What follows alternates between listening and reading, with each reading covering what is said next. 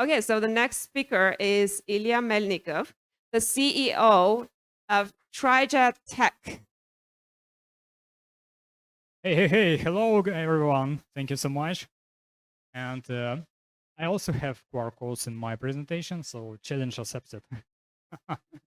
Yeah, let's discuss some practical topics on making something with AI, like system for personal management.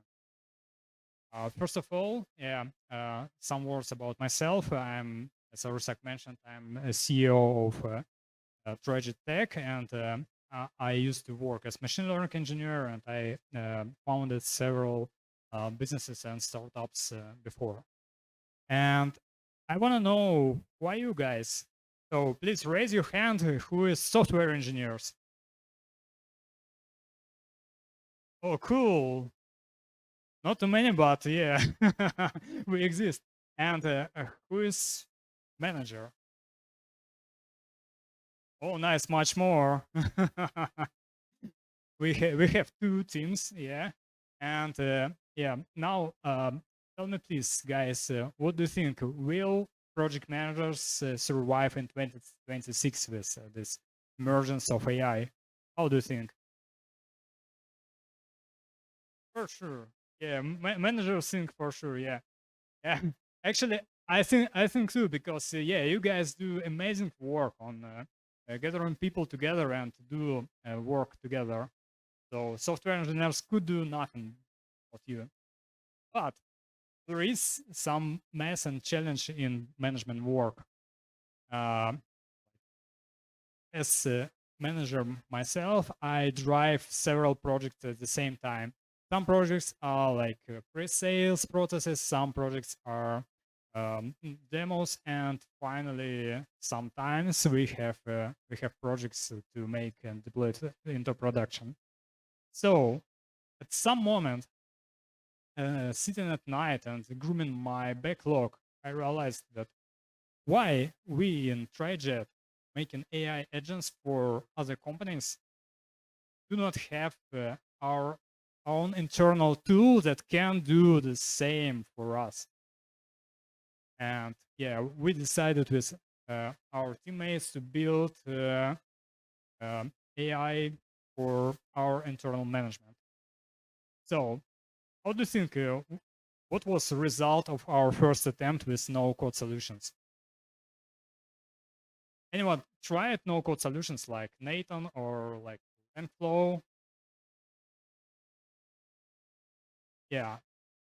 So actually, very fast it became a mess to manage this graph and workflow for our agents. So we decided to do it from scratch by technologies that we already know very well. And for sure, it took much more time, and yeah, but it was a cool challenge for us, for our team. So we decided to follow such principles. So we didn't want to make one more applications that consumes time. We wanted to make a layer of automation that frees time for us. Yeah, that's why it is not yet another to-do application. It is like agent which works on mostly on backend and which provides you like a seamless service for your planning. And the system does like this workflow. First, it takes all raw data as input, like your plans, your notes, your agreements with potential customers, everything in very simple mode, like just dropping text or dropping a voice message. Then it does planning and decomposing of tasks. Then it put everything to task tracker and to Google Calendar to notify when to do each task. And finally, it organized notifications so no one will forget about that. And this is a real example. This is a real chat with my colleague, with Andrei, where we planned what to do for this meetup. how to prepare for this meetup, what we want to do.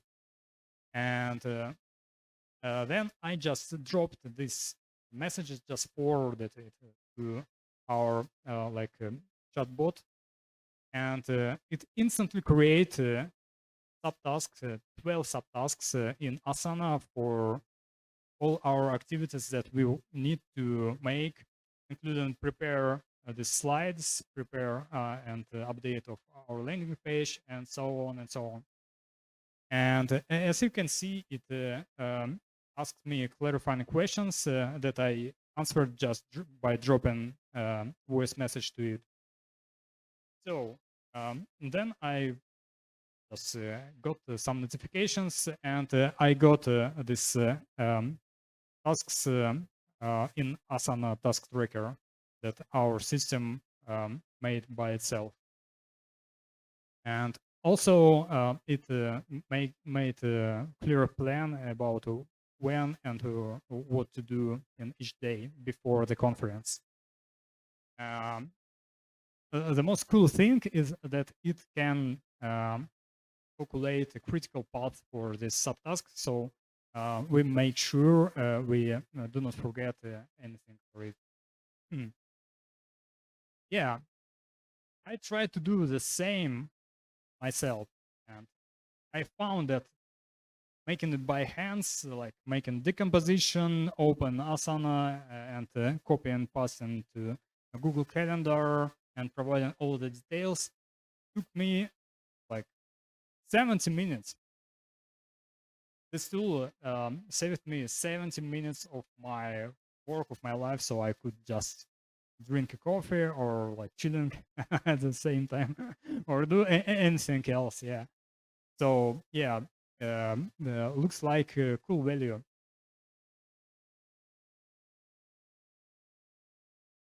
Now let's dive deep into technology, how it's built, and what the system consists of.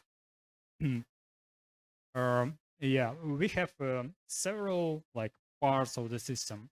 First part is related to input systems like Telegram chat, mobile application for simple voice input, and probably a web version for it. So even if you like on the walk or you work with your laptop, you can use the system and input your RAW.tree. Second is infrastructure. So it orchestrates all the work. Next is logic for AI agents. And finally, integrations with services like Task Tracker, Google Calendar, Notion for documents, and so on and so on. I think that the most interesting part for you guys is not Telegram bot, right? And that's why I decided to disclose part on infrastructure and AI agents. So first, how the infrastructure works. Layer of AI agents communicate with task queue built on top of PostgreSQL. So first, each agent can generate next task for like sub agents and for final decisions, and put it to PostgreSQL, while any other agent can read and process tasks. Then when you drop a lot of information as input, it can be organized as documents. Yeah, that's why these documents are stored on our internal min.io IS3 storage. Yeah, these documents then ingested to retrieval augmented generation system, and it allows agents to get context. So in like simple words, each agent can know what we talked about before, even a week ago or months ago, and what artifacts we have already. So each agent can like get context information for solving tasks. Yeah, and finally, when a task or event for Google Calendar is generated by agent, it can be created in the service with integration layer. Yeah, I want to mention this system called RecFlow. It is a very good solution for retrieval augmented generation because it allows just to install it by Docker Compose, and you get everything needed for generation, like ingesting data, like making embedding vectors for documents, processing these documents, and finally retrieving and making a re-ranking of results that could be found by providing a request to the system. Yeah, but it doesn't work from out of the box because first, if you send duplicated documents for it, for example, you try to index the same document several times, it provides like duplicate results. So you have implement the duplications module by yourself. And second is that out of the box, it doesn't provide good quality for retrieval. Like imagine you have your specific domain and you ask questions it, and it works like in very basic mode. So you have to mm, spend your time for tuning this re-ranking system and making prompts for like making final results. Yeah. The second part of technology is agents. Uh, my friends say that, oh, you can do this just simply calling API once.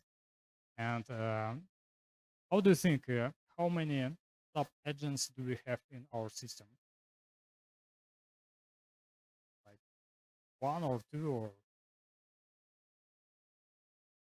Yeah, very close. So we have 9 agents in our system. The main agents called manager, it processes input data. So it is like main manager for all other AI agents. This agent reads everything that user provided by input channels, and then use other agents like MCP tools. So each agent is accessible to manager by MCP protocol. That's why it can ask, for example, note taker manager to make documents and to arrange a document that will be stored. Also, it can run a researcher to, for example, for reading links. And as in my example, I just dropped link about the event, and this researcher agent read everything about the conference, about the deadlines, about topics, and incorporated it in subtasks. Yeah, and finally, we have a group of agents for technical work like scheduling events and for balancing my personal life because I cannot do like 24 hours and it have to understand that we can schedule a particular task only in this day and in this period of time. Yeah, and everything is built by Crew AI. Crew AI is like a library for making communication between agents and providing tasks for it. Yeah. So yeah, this is already closed.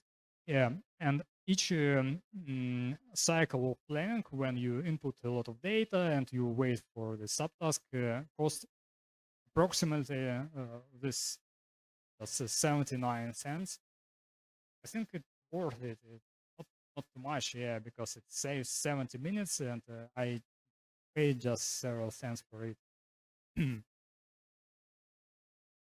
So some like more complicated technologies that were used. It is first, it's temporal I/O.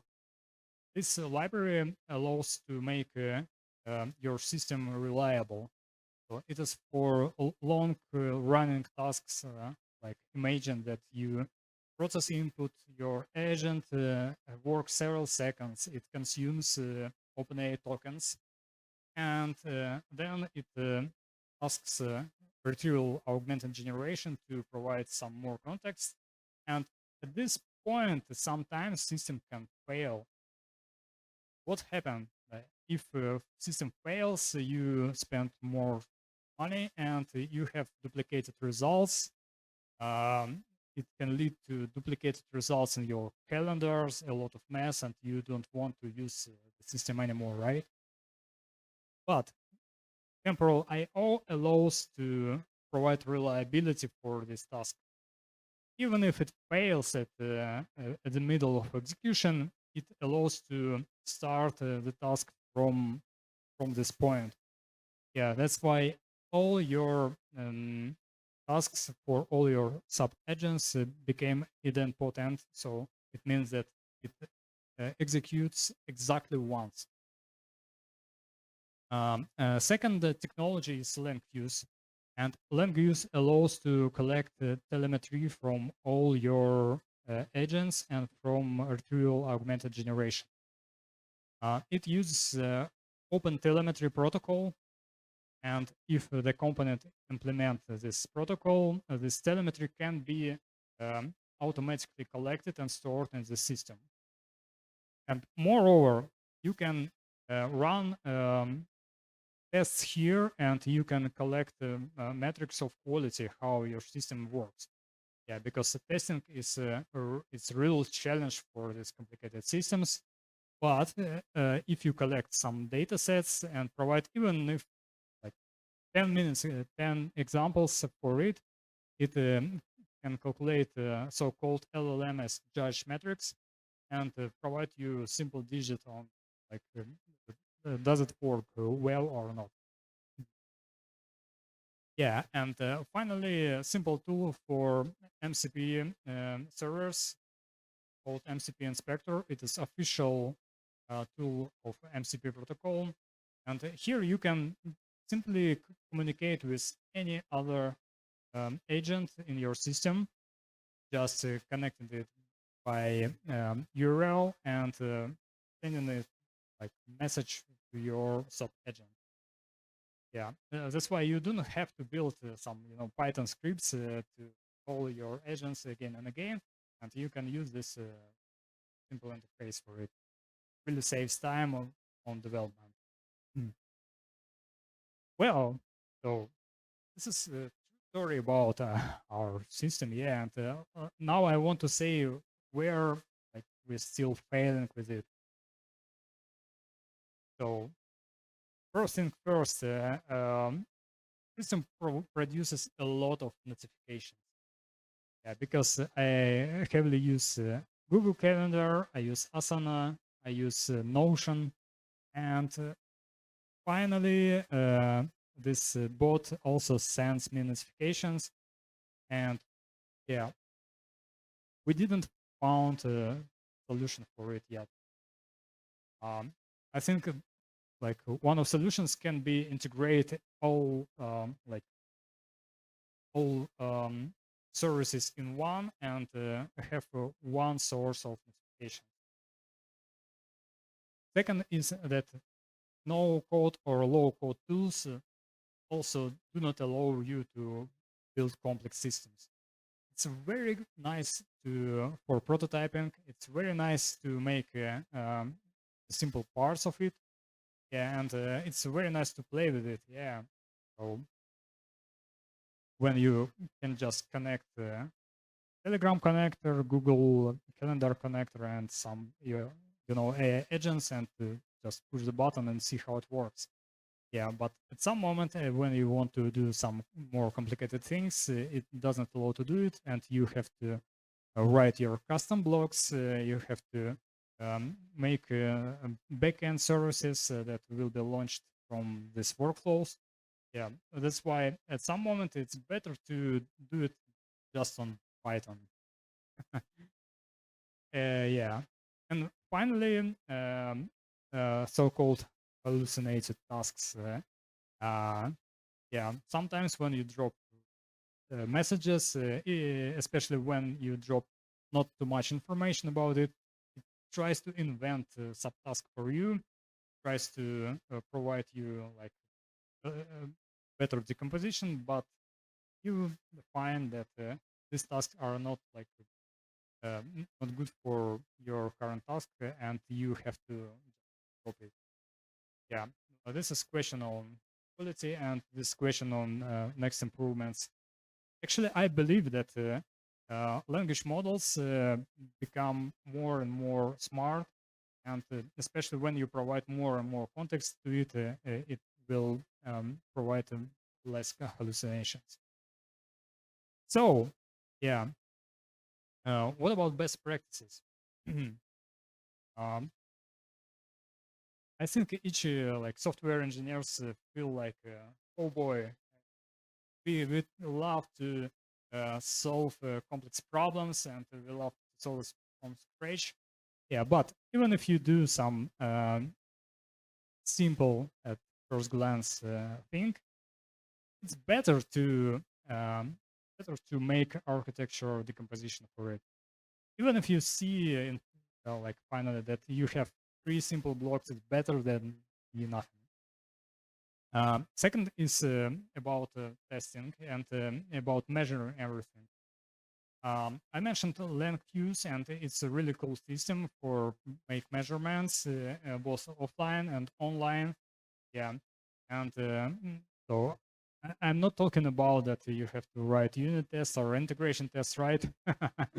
Yeah, but like sometimes people think that AI agent is that something that you do not have to really test it. It should work, right? It's AI.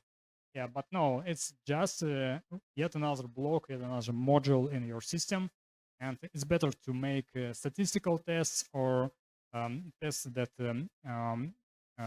check structured outputs for it and make sure it works as expected. Because if then you connect several agents one by one and you do not know how it works, yeah, your final result is mostly like errors and some trash. Yeah, and finally, use some cutting edge solution with attention. Yeah, as I mentioned for Recflow, yeah, it doesn't work out of the box. And now there is a lot of open source solutions, and you can first think that, oh, I just download everything from GitHub and like make some glue and it will work. Yeah, but there is some details in it, and most solutions are in progress. That's why it's better to make simple prototypes each time or use solutions that are proven by other companies or other colleagues. Yeah, and finally, we started from making simple internal tool for us in one evening. Yeah, but yeah, found ourselves working with all this zoo of like technologies. And I think this is what each AI engineer in 2026 have to know before thinking about replacing project managers. So yeah, was it interesting for you guys? Yeah, we have some surprise for you. Yeah, yeah, exactly. Recently, we decided to um, allow access to our tool. Yeah, it is not ready yet for usage, but yeah, we collect a wait list for it. And yeah, if you are interested, if you want to try it yourself, if you want to make your personal management better, yeah, join waitlist and wait for our invitation. Become first users, first like use it for free for first period. Yeah, and I think together we can build a better future. Oh yeah. Okay, thank you so much. Yeah, have a good luck and questions. Mm. By the way, let's connect on LinkedIn. So, any questions, guys? Okay. So you told us about hallucinated tasks, and it's like really expected from AI for sure. So I want to ask you about like what are the risks and like how do you think what like are the chances for like missing some important like task or like subtask, and how you expect to. Oh yeah, nice question. So, like for now, it mostly provides funny hallucinations. Yeah, and uh, for our example, for example, it provides a subtask to make this paper flyers that IT Association have. Yeah, but we decided that like we in 2025 have QR codes. It mostly work. So for what? Yeah. Um, very rarely lacks some input data. So if you control temperature of your LLM, like simple parameter, and if you make it not 0 but 0.1, mostly use everything and do not forget about some information. Yeah, but also here is challenge that if you like set a low temperature for LLM, doesn't create tasks that you didn't think about. So you have to provide more information, more details. Yeah, you have to answer more questions, following questions to it before it make a good plan. Yeah, that's why for sure it is like some trade-off. But I think that in future we have to add some more specialized agents to system that can be like trained on all our previous experience and that can use context from our database and like for repeated task it can generate right task time. Okay. Any questions, guys? They're not a secret. I need to do this to develop. Yeah, actually it took approximately 2 weeks part time. Yeah, yeah, because for all mentioned systems we already have some Docker compose and some prototypes. Yeah, from all our previous projects. That's why we had to like make effort to glue everything together and to make this testing. Yeah, but actually making like the first prototype of system took not much time. We build everything in 2 weeks.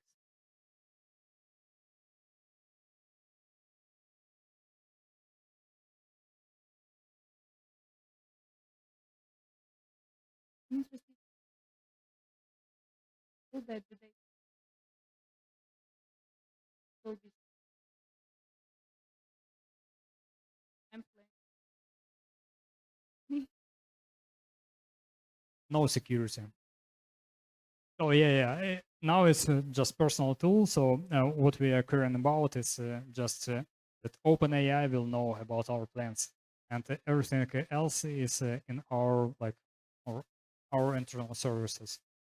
Yeah, but when we open it for public, for sure it will be like so databases should be like segmented by company or by like personal usage.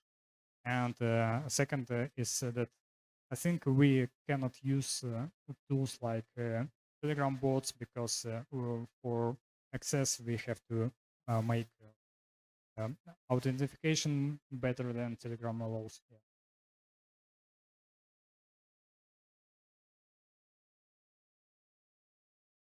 Okay. Thank you very much.